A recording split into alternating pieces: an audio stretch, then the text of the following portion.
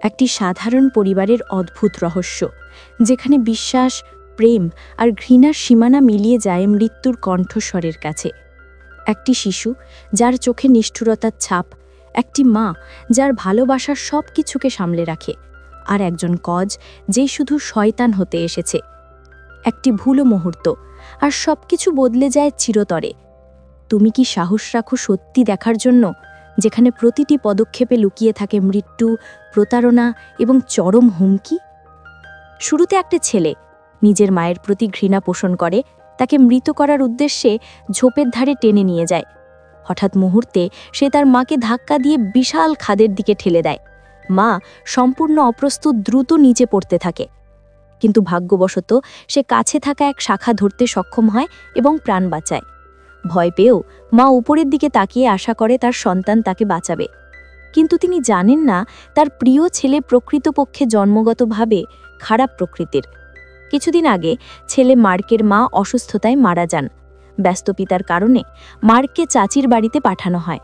রাতে মা মনে পড়ে এবং মার্ক চাচির কোলে মাথা গুঁজে কেঁদে ফেলে।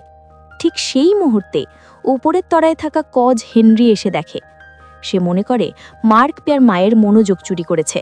হেনরি প্রতিশোধ নেওয়ার সিদ্ধান্ত নেয়।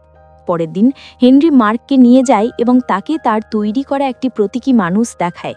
মার্ক বুঝতে পারে না কেন হেনরি তাকে এটা দেখাচ্ছে।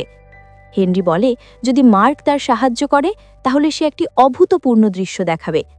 মনে হয় খেলার মতো মার্ক নির্দেশ মেনে প্রতীকী মানুষকে একটি সেতুর ওপরে নিয়ে যায়। মাঝে মাঝে হেনরি সেই মানুষটিকে ঠেলে দেয়। এর ফলে সামনে আসা একটা বড় বাস দুর্ঘটনাগ্রস্ত হয় এবং পরবর্তী গাড়িগুলো সংঘর্ষে জড়ায়। মার্ক আতঙ্কিত হয়, কিন্তু হেনরি অদ্ভুতভাবে হাসে, যেন কোনো সুন্দর দৃশ্য উপভোগ করছে। দুজন দ্রুত ঘটনাস্থল থেকে সরে আসে। পুলিশ এগিয়ে আসছে, তারা ঠান্ডা গুহায় লুকিয়ে যায়। মার্ক হেনরিকে প্রশ্ন করে কেন এমন নিষ্ঠুর কাজ করল। হেনরি অবিচল থাকে এবং বলে যদি কেউ মারা যায় তাহলে মার্কও সহযোগী। মার্ক হঠাৎ শিহরিত হয়। সে কখনো ভাবেনি যে তার কজ এত নিষ্ঠুর হতে পারে। মার্ক বুঝতে পারল যে বড় কোনো প্রাণহানি হয়নি, কিন্তু এই ঘটনার পরে সে উপলব্ধি করল তার সেই গজ আসলে এক শয়তান, আর কখনো তার সঙ্গে খেলবে না। কিন্তু আশ্চর্যজনকভাবে হেনরি আচমকাই মার্কের ছোট বোন ভাইকে তাড়া করতে লাগল। মার্ক ঝটপট ছুটে গিয়ে হেনরিকে থামাতে গেল এবং সতর্ক করে বলল তার বোনকে পীড়িত করতে বন্ধ কর। কিন্তু হেনরির পরের কথাগুলো শুনে মার্কের কাঁপন বাড়ল, তারই শুনে ভয় বাড়ল। ঠিক তখনই মা এবং বোন ঘটনাটি দেখে তারা কিশোরদের ধাক্কা থামাতে এগিয়ে এলো। তখনই হেনরি মিথ্যে বলল যে ওরা খেলছে। মার্ক বুঝে গেল সে এখানে এক অচেনা মানুষ। সত্যি বললেও চাচি হয়তো বিশ্বাস করবে না। ফলে বাধ্য হয়ে মার্ক নিরুপায় হয়ে সত্যটাকে আটোসাটো করে ভিজিয়ে রেখে দিল। হেনরি বোনকে ক্ষতিগ্রস্ত করতে পারে ভেবে মার্ক দিনরাত বোনটার সঙ্গে লেগেই থাকল। রাতে পর্যন্ত সে বোনের ঘরে মাটিতে শুয়ে থাকত এবং তাকে রক্ষা করত। তবুও পরের দিন সকালে যখন সে ঘুম থেকে উঠে খাটের ওপরে তার বোনকে আর পেল না, মুহূর্তেই তাকে অশুভ অনুভূতি জায়গা করে নিল। ঘাবড়ে ছুটে বাইরে বেরিয়ে সে চাচা চাচির কথোপকথন শুনতে পেল। তারা বলছে হেনরি এখন বোনকে নিয়ে স্কেটিংয়ে গেছে। বিপদ বোধ করে মার্ক দৌড়ে স্কেটিং রিংয়ে গেল, কিন্তু পৌঁছর ক্ষণেই দেরি হয়ে গিয়েছিল। 6 বছরের ছোট বোনকে মেরে ফেলার উদ্দেশ্য নিয়ে হেনরি স্কেটিংয়ের সময়ই তাকে পাটায় ধাক্কা দিয়ে পাশে থাকা বিপজ্জনক খাড় দিকে ছুড়িয়ে দিল। কিছু সময়ের মধ্যেই মেয়েটার নিচের বরফ ভেঙে পড়ল। পরের মুহূর্তে যখন মেয়েটা বরফের গর্তে পড়ে যতই তাড়া খাচ্ছিল, হেনরি নাটক করে সামনে চড়ে এলো। মেয়ে বাঁচানোর ভান দেখাতে গিয়ে সে রাগঢাক পড়ল যেন স্যারাহিও সাহায্য করতে এসেছে, কারণ চারপাশে অনেক দর্শক ছিল। তাকে অভিনয় করতেই হয়েছিল। কাতরভাবে ভিক্ষা করা মেয়েটার দিকে হেনরি উচাটনও গড়ল না, বরং তুষ্ট মুখে সেই দৃশ্য উপভোগ করল। কিছুক্ষণ পর মেয়েটার শক্তি শেষে এসে সে নিয়ন্ত্রণ হারিয়ে জলে ডুবতে থাকল। ঠিক তখনই স্কেটিং রিংয়ের কর্মীরা সময়মতো এসে বড় একটা হাতুড়ি দিয়ে বরফ ভেঙে মেয়েটাকে উপরে তুলে আনল এবং জীবন রক্ষা করল। হেনরির আগে করা নির্মম কাজ সবটাই পাশেই দাঁড়ানো তার বড় ভাইপো মার্ক চোখে দেখে ফেলেছিল। মেয়েটাকে দ্রুত হাসপাতালে পাঠানো হলো।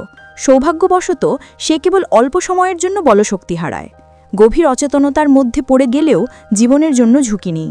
বিছানার পাশে দাঁড়িয়ে মার্ক সিদ্ধান্ত নিল সে সত্যি চাচিকে বলবে। পরদিন চাচি একা থাকতেই সে গিয়ে জানালো যে বোনের পানিতে পড়া কোনো দুর্ঘটনা নয়, সবই তার কজ হেনরির করা। কিন্তু চাচি সেই কথা বিশ্বাস করল না। সে নিজের ছেলেকে এমন নিষ্ঠুর কাজ করবে বলে মানতেই পারেনি। চাচি মার্ককে অঘটিতভাবে তর্ক করে বলে, তুমি শুধু মায়ের সঙ্গে আমাদের সম্পর্ক নষ্ট করার চেষ্টা করছো। এ বলে রেগে ফিরেই চলে গেলেন। কিন্তু রাতে হেনরি চুপি চুপি মেয়েটার কেবিনে ঢুকে পড়ল। তার উদ্দেশ্য ছিল মেয়েটাকে নিশ্চিহ্ন করে ফেলা, একেবারেই শেষ করে দেয়া। হঠাৎ মা অচেতন থেকে ফিরে আসে। মুহূর্তেই হেনরি যে কিছু খারাপ করার প্রস্তুতি নিচ্ছিল ভয় পেয়ে যায়। মা বিষয়টি দেখে কিছু বেশি ভাবেনি, শুধু মনে করল হেনরি বোনকে দেখতে এসেছে। হেনরি তখন সামান্য কথা বলার পর দ্রুত কেবিন থেকে চলে যায়। পরদিন হেনরি মার্কের কাছে গিয়ে সতর্ক করে বলল, মুখ খুললে ভালো হবে না, অন্যথায় মার খেতে হবে। কিন্তু মার্ক ভয় পেয়ে যায়নি। সে হেনরির হুমকিকে কোনো গুরুত্ব দেয়নি। হঠাৎ হেনরি আবার চুপচাপ কিছু করতে শুরু করে। মার্ক বুঝতে পারল এ দুষ্টু কজ আবার কাজ চালু করতে যাচ্ছে। সেই রাতে মার্ক লক্ষ্য করল হেনরি কেবিন থেকে অদৃশ্য। দ্রুত সে বোনের কক্ষ পরীক্ষা করল।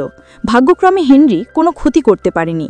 তখনই মার্ক শুনল রান্নাঘরে কিছু অস্বাভাবিক শব্দ।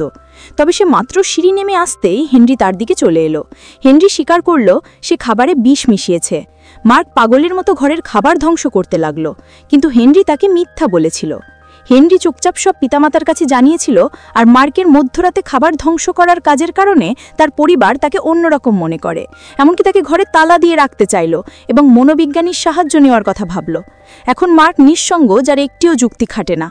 তখন মার্ক জানলা দিয়ে চমকে দেখল হেনরি আবারও মায়ের দিকে ভয়ঙ্কর পরিকল্পনা করছে। হেনরি চাচিকে দূরে সরাতে চাচ্ছে। বিপদ বুঝতে পেরে মার্ক চিৎকার করতে লাগল।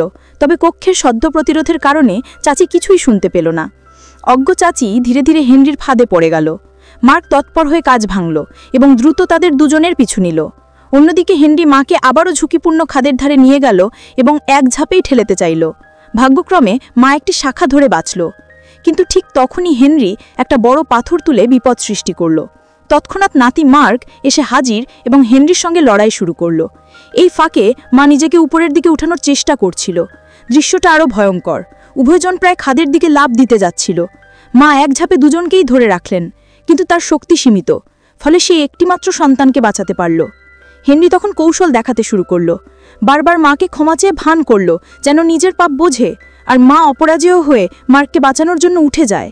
কিন্তু মার্ক ইতিমধ্যেই আশা হারিয়েছে। সে চাচির সন্তান নয়। মা চরম দ্বিধায় পড়ে। অনেক ভেবেচিন্তে অবশেষে সে সাহসী সিদ্ধান্ত নিল। শেষ পর্যন্ত হেনরি তার সমস্ত খারাপ কাজের জন্য খাদের ধারে পড়ে মারা যায়। এইভাবেই গল্পের ক্লাইম্যাক্স শেষ হয়। এই ছিল এক হৃদয়স্পর্শী, ভয়ঙ্কর এবং রোমাঞ্চকর গল্প।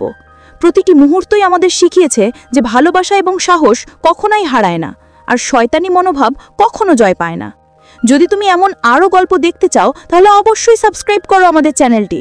ভুলে যেও না, তোমার লাইক আর শেয়ারও আমাদের জন্য অনেক গুরুত্বপূর্ণ। তোমাদের সাথে আবার দেখা হবে নতুন গল্পে। সেদিন পর্যন্ত নিরাপদে থেকো এবং গল্পের রোমাঞ্চ উপভোগ করো।